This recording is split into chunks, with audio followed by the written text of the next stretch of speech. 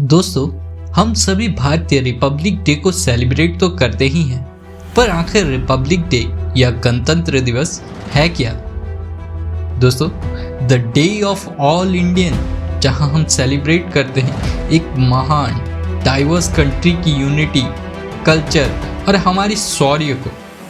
इसकी शुरुआत होती है 26 जनवरी 1950 को, जब पहली बार इंडिपेंडेंट इंडिया अपने कॉन्स्टिट्यूशन के साथ लार्जेस्ट रिपब्लिक बना।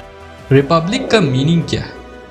एक ऐसा कंट्री जिसकी पावर देश के जनता के हाथों में होती है या जनता के द्वारा चुने गए रिप्रेजेंटेटिव के पास होती है। खैर, इससे यह तो साफ होता है कि रिपब्लिक में कंट्री के सिटीजन ही सर्वोपरि होते हैं। The history of Republic day and it's background. दोस्तों, स्वतंत्रता के साथ ही 3 महत्वपूर्ण दिवस हुए।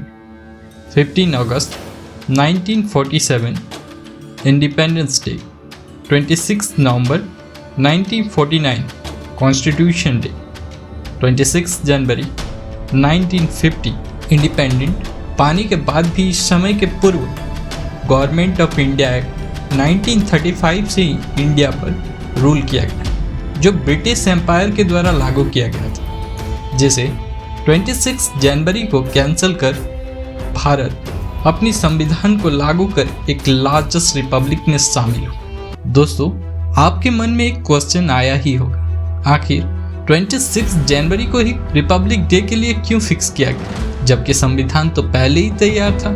इसके पीछे हिस्टोरियन ने 2 कारणों को माना है। प्रथम, 26 जनवरी 1929 को लाहौर अधिवेशन में कांग्रेस के प्रेसिडेंट जवाहरलाल नेहरू ने पूर्ण गणराज्य का प्रस्ताव पारित किया। इस सेशन में जवाहरलाल नेहरू ने मेंशन किया, there is only one goal ahead of us which is complete freedom.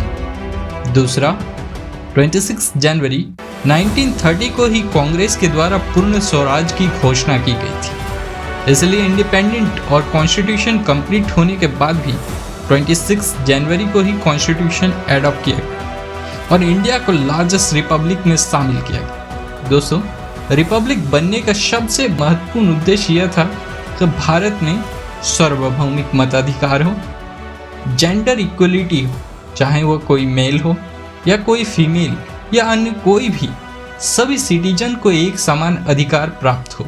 भारतीय गणतंत्र में रिप्रेजेंटेटिव हेड के रूप में एक प्रेसिडेंट की नियुक्ति होगी और प्रत्येक 5 वर्षों में नागरिकों को अपनी सरकार चुनने का अधिकार होगा।